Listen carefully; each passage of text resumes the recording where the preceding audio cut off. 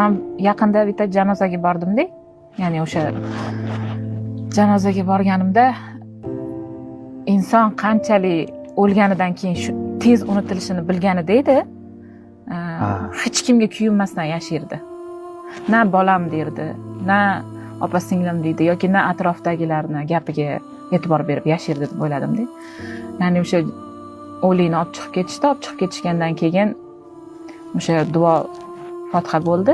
Undan keyin hamma o'zini hayoti bilan gaplashdi. Siz yaxshimisiz? Farzandlar yaxshimi? Osh yeb olasizmi? degan suhbatlar bo'ldi-da. Ya'ni o'sha o'lgan odam ketdi. Endi o'lgan odam o'zini faqatgina o'zini o'ylaydigan holatda ketdi-da. To'g'ri. O'shaning uchun men ham o'ylayman, bu dunyoda faqat inson o'zini o'ylash kerak. Ya'ni ketib egoizm ma'nosida aytmayapti bu gapni. Egoizm ma'nosida emas, ya'ni egoizm faqat menga bo'lish kerak degan ma'noda emas.